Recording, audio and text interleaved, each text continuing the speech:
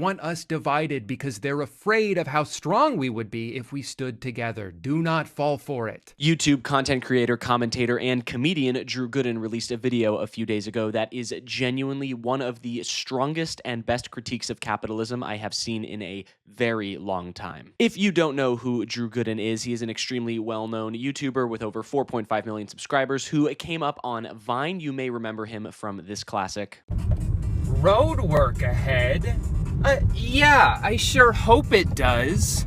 But Drew is also a very good and effective commentator, and he has made a lot of comedy YouTube videos, but also some ones on critiquing the auto industry, social media, and AI and crypto. And if you're a keen viewer, you would have noticed the little red bars under those videos because, yes, I am indeed a fan of Drew Gooden. I think he makes excellent content, and just a few days ago, he released this scathing critique of corporate greed in America called Greed is Destroying the World. So if you want to learn more about this video from Drew Gooden and what he has to say, as well as some other reactions from online, be sure to stick around until the end of this video, and do us a favor, if you like the content around here, leave a like, comment down below, and subscribe to the channel. We really appreciate it. All right, let's see what Drew has to say. What do you mean the economy's good? My dentist just tried to get me to sign up for a credit card. Since the pandemic, the cost of living has skyrocketed, inflation is out of control, groceries have never been more expensive, layoffs are happening at an alarming rate. At this point, a college degree might be more likely to get you into crippling debt than it is to help you find a job. And even if you have savings, you're more than likely one stroke of bad luck away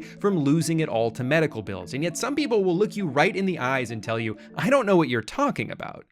The numbers are green. So that is the intro to this video here, and he pretty much summarizes a lot of what ordinary everyday Americans are going through right now. Everything is getting more and more expensive. People keep telling us that prices are going to come down and things will get better, but it hasn't. Right? Life is getting harder to live, all of because these few people at the very tippy top don't want to pay their fair share. And he also points out the fact that the stock market is probably the worst metric for how an economy is doing, because since the pandemic, everyday life for the vast majority of America has gotten much worse. And throughout the course of this video, he breaks down why that is. If you bought a house 5 years ago, there's a chance it's already doubled in value. If you invested in the S&P 500 in 2021, you could be up as much as 80%. And that's not like saying, you know, you'd be rich if you just bought Bitcoin in 1973. That's just the regular stock market. You didn't need to have some genius level of foresight to be able to do that. You just needed to already have a bunch of cash sitting around. And obviously for the overwhelming majority of people, that is not the case. The pandemic was the largest crisis of our generation.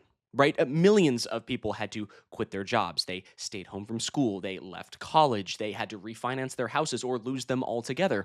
But the rich and powerful, they were able to shelter from the storm. They were able to hold out, and they came out on top more than they ever have been. The rich were gifted a broken economy with a lot of leverage towards those with liquid capital at the dawn of a new tech revolution that was pumped full of cash by the same people buying up homes and properties from working class people. Because if you work paycheck to paycheck, it doesn't matter how good the economy is doing, right? You're not going to see any of those gains for Raytheon or Nvidia or Apple because you were too busy spending that paycheck on rent and food and healthcare. You had no disposable income to invest or save or anything because at every single turn you're hit with another CEO or tech billionaire who controls every aspect of your life trying to squeeze another nickel out of you. The stock market going up only means good things for roughly 1% of the population. The other 99% barely own any stocks at all. The gains of the stock market are privatized, but the losses, of course, are socialized amongst the entire American population. The economy sucks ass for most people right now. The only reason we're not technically in a recession is because the GDP is still going up. But the only reason the GDP is still going up is because of the AI industry.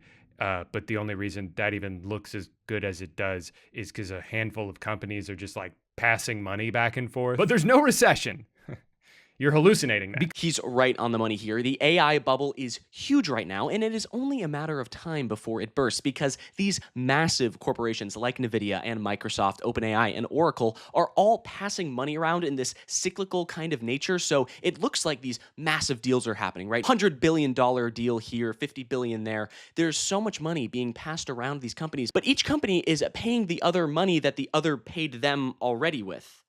So no money is actually being generated here except for the big winner, which is NVIDIA, who before 2020, most people knew as the guys who made the graphics card for PCs if you were a gamer, but now they're the epicenter of the largest tech bubble in history. NVIDIA makes chips, GPUs, and they sell them to these AI companies who need the processing power to generate, all of these chatbots who are trying to convince people to, go on rampages and kill themselves. But they are also getting investments from NVIDIA when they buy their chips. So they pay NVIDIA and then NVIDIA pays them and invests.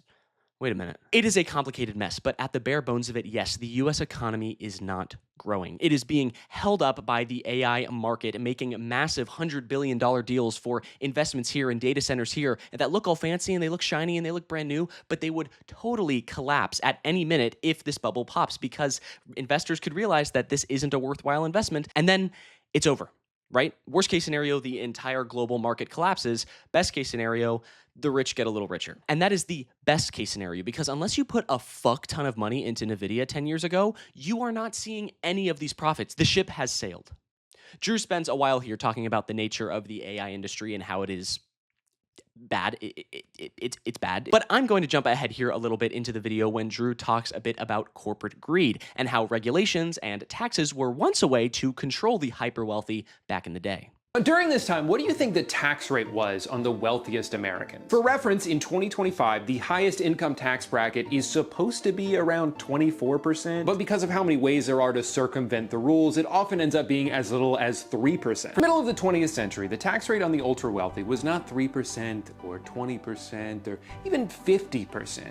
It was between 70 and 94%. We went from a country that taxed our ultra wealthy 70 to 94%. If that was asked of them now, there would be war, there would be riots, there would be a complete shutdown of the global finance system that we have built because the rich have clawed back their wealth from the era of the New Deal to where we are today. So suggesting that we tax them more makes you seem like the bad guy when they're the ones with all the money hoarding it like smog at the heart of Erebor. That's the Lonely Mountain for all the Hobbit heads out there. That's for you. We have been told that the rich got their money from working hard, but I'm going to go out on a limb here. I'm going to say that Elon Musk has not worked 400 billion times harder than I have. I'm just going to say it. I don't think that's the case. These guys hoard wealth not to buy nice things. They have enough money to go around for that. They don't get this money to buy another fancy car or another nice house. The level of wealth accumulation going on here is more akin to a disease, right? It's an infection of the mind where the only way to satiate your ever-longing hunger is to make the number go up next to your name on a little page, right? That is all that matters under the capitalist organization of the economy, right? This is not the path forward. I don't know, man. I just think it's kind of interesting that during what's referred to as the golden age of capitalism, the government did a bunch of socialism. During the period of time that birthed the idea of the American dream, the government was taxing the absolute shit out of the richest Americans and using that money to provide jobs and welfare programs for everybody else. Yeah, exactly. The United States was seen as the bastion of capitalism and the strongest country on earth when it actually invested in its people. I know, a shocker. But when the rich were taxed their fair share and the American people were taken better care of, the country was stronger. I do think it's important to note here that this mostly applies to white Americans in the mid-20th century and also men.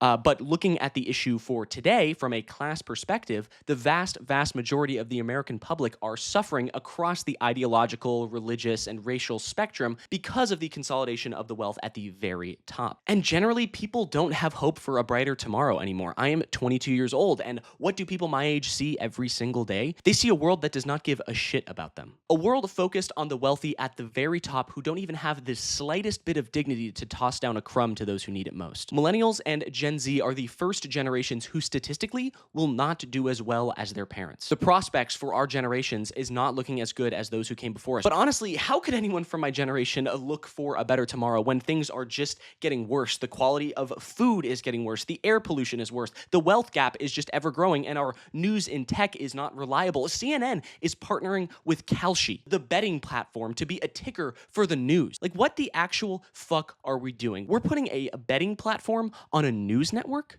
We can't live 1 second without an ad or a scam or a pop-up blasted directly into our retinas, into our very developing brains still, because of the amount of consolidation that is happening. I mean, just listen to the Kalshi CEO on what he believes the future of betting markets looks like. The long-term vision is to financialize everything and create a tradable asset out of any difference in opinion. Everything. They want everything. Every iota of your existence is seen as a way to make someone else money now. Polarization is the key here. Extraction is the key. Pushing our faces into the fucking dirt and forcing us to say thank you is what they want. Back in the day, you used to have to buy a plane ticket, get a hotel room in Las Vegas, and then go to the gambling floor to lose your money at a casino. But now it's right on your phone. You used to get stock options and a livable wage. Now you're lucky if you can put a dime into your savings account. And you are the freak if you call it out. You are the person in the wrong, because the propaganda of pulling yourself up by your bootstraps and working to achieve the American dream has worked on a lot of people, but it's bullshit. And some people are waking up to that reality. Here's Jennifer Welsh, a podcast host, talking about this exact issue. The Republican Party has done such a good job propagandizing that if you need anything from the government, you're a lazy piece of shit. Yep. And you're a moocher, when really the parasites and the parasitic people in the country are the billionaires. Yeah, no notes. She's 100% right, because something has to change. I mean, this is the administration that is telling us that affordability is a con job. It's a con job. I think affordability is the greatest con job. They look at you and they say, affordability.